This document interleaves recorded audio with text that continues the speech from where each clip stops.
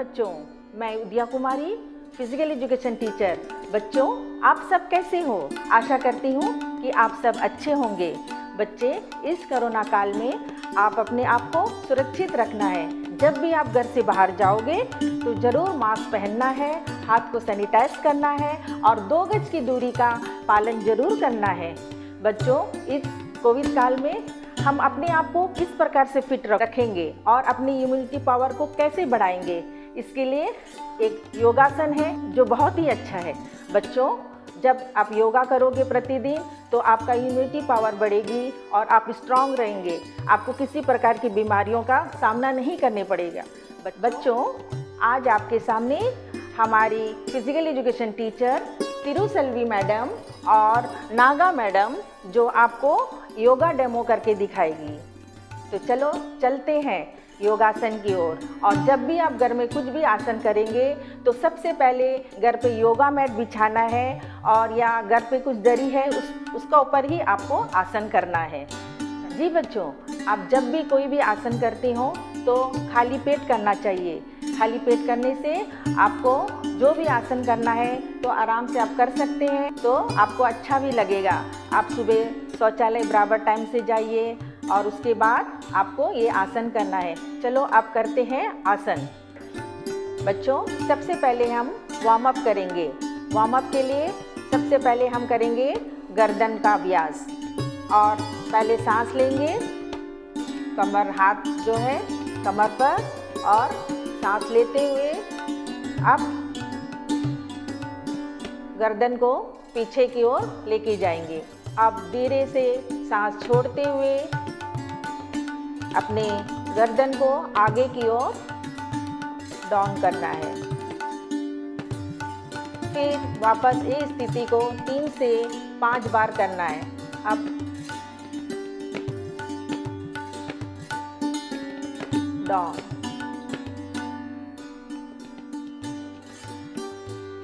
अब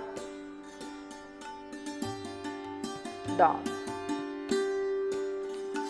अब धीरे से सामान्य स्थिति पे आ जाएंगे। बच्चों, द्वितीय चरण में आपके गर्दन को दाएं और बाएं ओर झुकाना है।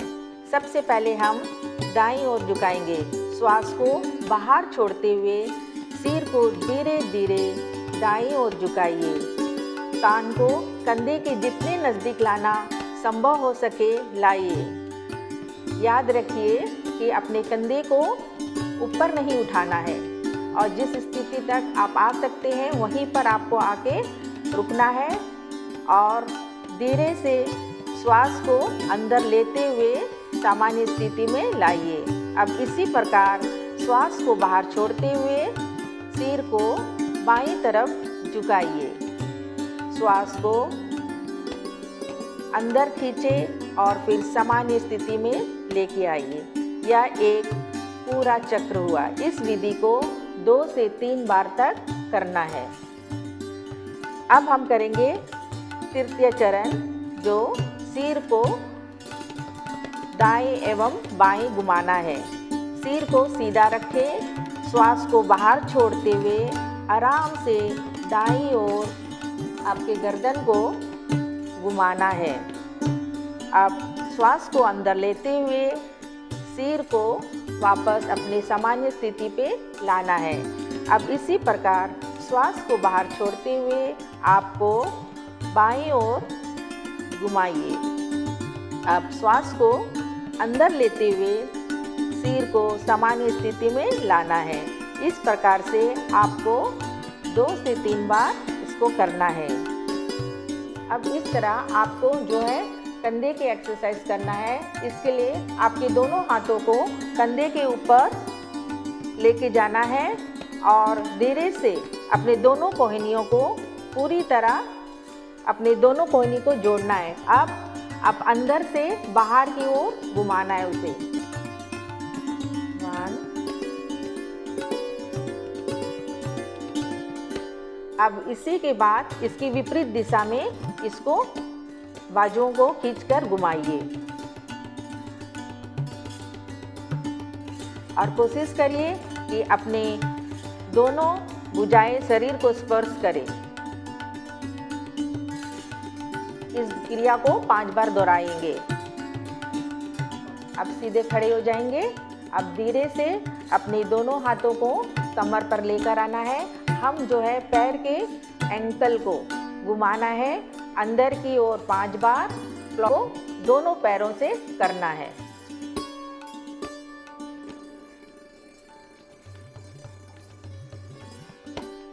दूसरी पैर क्लॉकवाइज एंटी क्लॉकवाइज करने के बाद आप सामान्य स्थिति पे आ जाएंगे। अब उसके बाद हम करेंगे आसन। आसन में सबसे पहला आसन है हमारा ताड़ासन।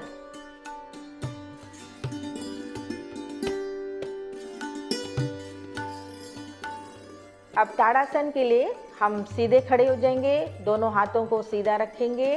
अब धीरे से सांस भरते हुए दोनों हाथों को ऊपर उठाना है, खींच के लेके जाना है। दोनों हाथों को लॉक करिए और हथेली को आसमान की ओर ले जाते हुए अपने एडी को उठाना है और पंजे पर पूरा बैलेंस बना के आपको रखना है। स्थिति में बच्चों आपके शरीर में एक खिंचाव आएगा जो रक्त संचार के लिए बहुत सुधारता है बच्चों।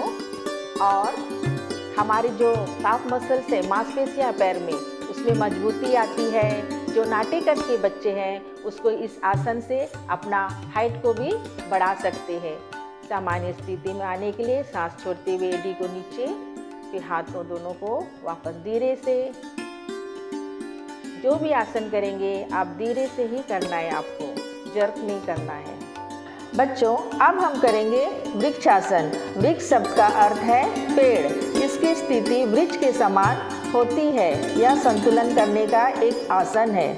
पैर को मिलाकर सीधे खड़े होना है, हाथ बगल में। धीरे से बाएं पैर को ऊपर उठाना है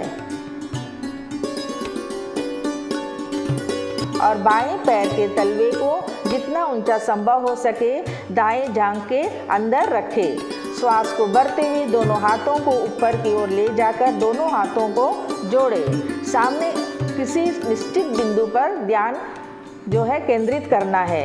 इस स्थिति में 10 से 30 सेकंड रुकें। इस दौरान सामान्य रूप से श्वास लेते रहे। अब श्वास को बाहर छोड़ते हुए हाथों को नीचे ले आइए, फिर पैर को धीरे धीरे जमीन पर रखें।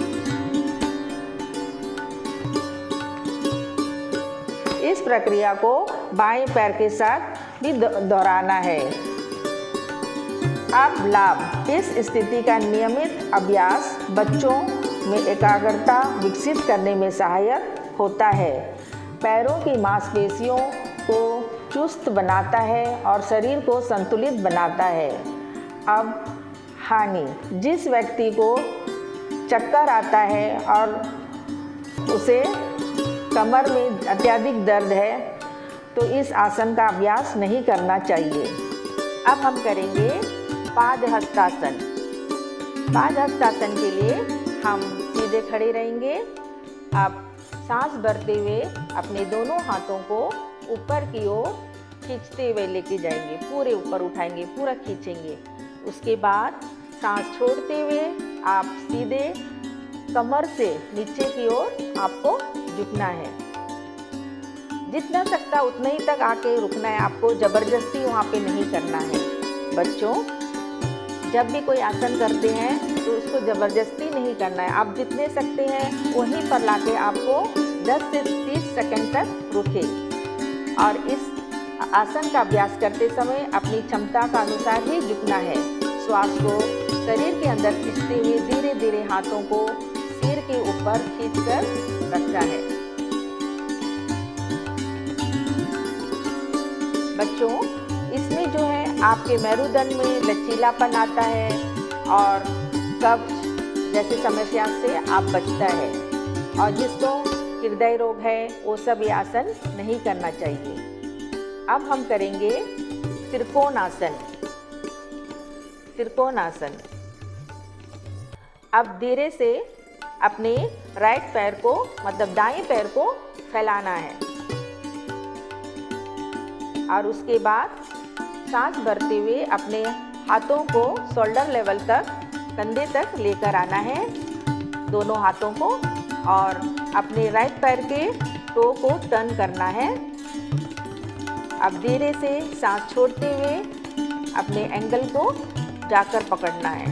धीरे से झुकिए, जहाँ तक हो सके आपको झुकना है, और आपका नज़र जो है आपके हथेली पर। सामान्य श्वास लेते हुए इस आसन को 10 से 30 सेकंड तक वहीं पर रुकना है। आप धीरे से श्वास को अंदर लेते हुए प्रारंभिक अवस्था में वापस आ जाइए। इस आसन को दूसरी ओर से भी करना चाहिए। अपने दाएं बाएं पैर को फैलाइए। अब इस आसन को आप दोहराइए।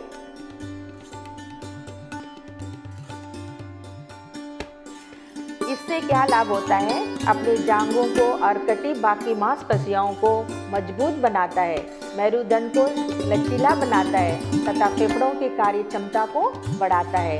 अब धीरे से श्वास को शरीर के अंदर लेते हुए प्रारंभिक अवस्था में वापस आ जाइए। बच्चों, अब हम करेंगे पद्मासन। इसमें सबसे पहले जो है दंडासन में बैठेंगे, कमर सीधे। अब धीरे से अपने दाहिने पैर को घुटनों से मोड़ते हुए बाएं जांघ के ऊपर लेके जाएंगे। अब बाएं पैर को पकड़ते हुए दाएं जांघ के ऊपर रखेंगे। दोनों हाथ आपका जो है ज्ञान मुद्रा पे रहेगा, कमर सीधे, सिर एकदम सीधा रहेगा।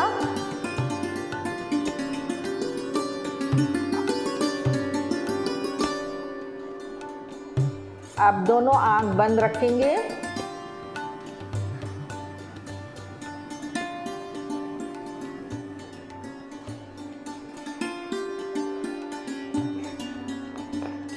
अब अपने ध्यान अवस्था के बाद धीरे से अपने दोनों हाथों को रब करेंगे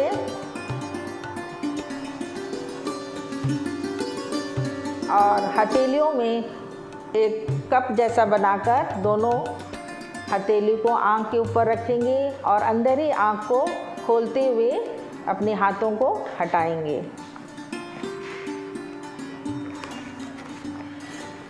इससे ये लाभ होता है कि ये आसन एकाग्रता और स्मृति के लिए उपयोगी है और शांति प्रदान करने वाला है या पाचन के लिए उपयोगी है तथा यह टांगों की मांसपेशियों को तानता है और टांगों में लचीलापन लाता है। जिसको घुटने में दर्द है या साइटिका का प्रॉब्लम है, उन व्यक्तियों को यह आसन नहीं करना चाहिए। बच्चों, अब करेंगे वज्रासन। यह एक ध्यान लगाने वाला स्थिति है। यह एकमात्र ऐसा आसन है जिसका अभ्यास भोजन लेने के तुरंत बाद भी किया जा सकता है। बच्चों, पहले आप दंडासन में बैठेंगे।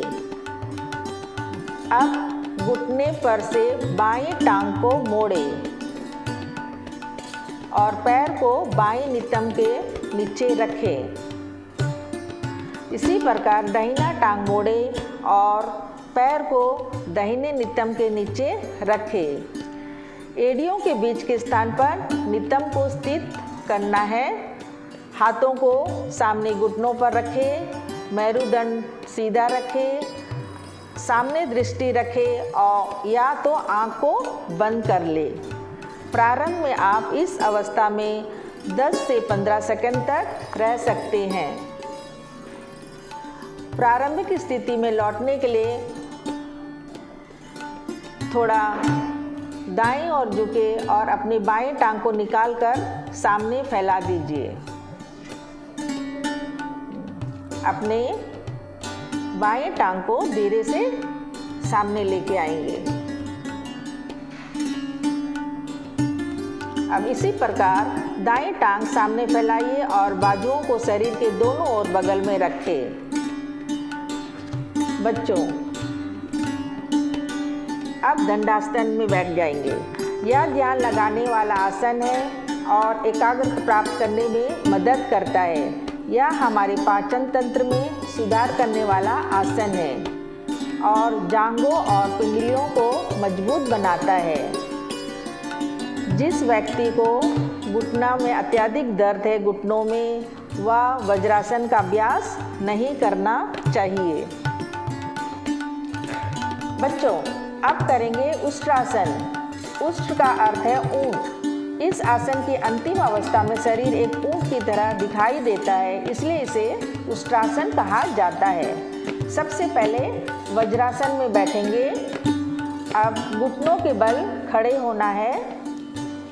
धीरे से घुटनों के बल खड़े हो जाइए और घुटनों व पैरों को समांतर दूरी पर रखें।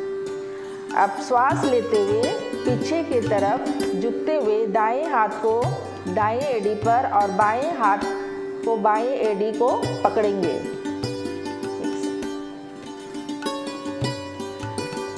सिर को पीछे की तरफ झुकाना है।